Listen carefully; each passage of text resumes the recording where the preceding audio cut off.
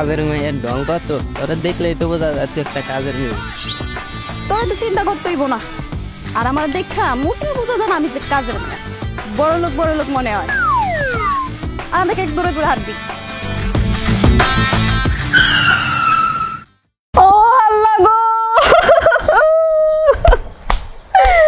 এই ফকিন্নির বাচ্চা, এই ফকিন্নি, গাড়ি কি নতুন চালাস? এই চোখ কি বাসায় রাখ খাইছস? হায় রে খোদা, একটা দিন গাড়ি চালা রাস্তায় বাইর হইছিলাম, আমার উপর গাড়ি চালাই দিল। এই ফকিন্নির বাচ্চা, নামাস না কেন? নাম। তুই আমাকে এই এই জুলি চৌধুরীর উপর গাড়ি চালাই দিছস, এই 2 টাকা দামের গাড়ি। নাম তুই কি?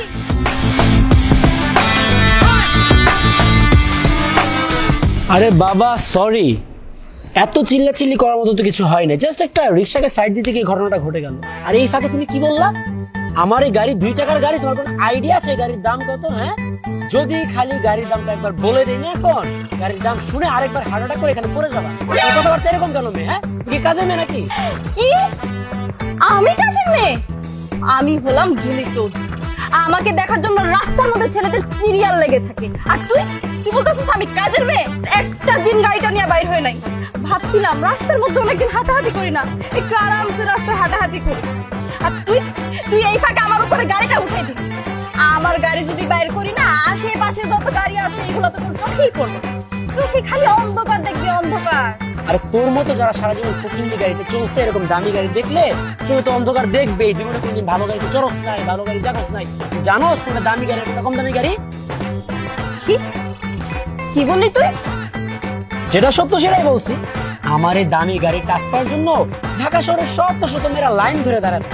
তোমার তো 7 কপালের ভাগ্য যে তুমি না চাইতে অটোমেটিকলি আমার দামি গাড়ি স্পর্শ পেয়ে ফেলছো। আর তুমি কেন? তোমার বাপ দাদা 14 গোষ্ঠী পাড়া প্রতিবেশী যা আছে সবার 7 কপালের ভাগ্য, তাদের ফ্যামিলি তাদের বংশের একটা মেয়ে আমার দামি গাড়ি স্পর্শ পাইছে। কত বড় সাহস! বাপ রে বাপ! এই তুই আমার বাপকে চিনোস? হ্যাঁ, চল। আমার বাবার সম্পর্কে কোনো আইডিয়া আছে তোমার মেয়ে? আমার বাবা কি পরিমাণ বড় লোক জানো? ঢাকা শহরের 36টা শিল্পপতির এক করলে যে টাকা হবে, তারপরে আমার বাবার টাকার 1% হবে না। আমার বাবার টাকা গোনার জন্য অ্যাকাউন্টের 1 বছর সময় লাগে। আর আমার বাপের 0.5% টাকা গুনতে হইলে তোর বাপের মতো 10 জন শিল্পপতি লাগে। আর তোর বাপের আমার বাপের মতন হইতে হইলে 10 বার জন্মগ্রহণ করতে হবে। আরে এই জুলি চৌধুরীর নামে দেশ বিদেশে কত মিল ফ্যাক্টরি আছে, এটা তো জুলি চৌধুরীর বাপও জানে। জানবে কেমনে? বাস্তবে থাকলে না জানবে। আমি অনেকক্ষণ ধরে রাস্তার মধ্যে দাঁড়ায় তোর বেয়াদবি শুনতেছি, আর বেয়াদবি সহ্য করবো না। তোরে আর তোর বাপের সামনে পাইলে পিড়া একদম ফাঁস করে ফেলবো। তুই রাস্তার মাঝখান দিয়ে হাইটে যাস কেন?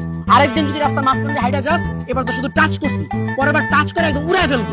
কি এতক্ষণ ধরে আমি অনেক কথা সহ্য করছি, আমার গায়ে হাত তুলবি, আবার আমার বাপের গায়ে হাত তুলবি? তোরে এমন মারবো না, মারতে মারতে তোর গাড়ি কেমনে চালাইতে হয় এটা শিখাই দিবি। এত সাহস! এই রকির গায়ে হাত দিতে হলে মিনিমাম 1000 কোটি টাকার মালিক হতে হবে, কারণ রকি বড় লোক, আর একজন বড় লোকের গায়ে আরেকজন বড় লোকের হাত দিতে হবে। 1000 কোটি টাকা?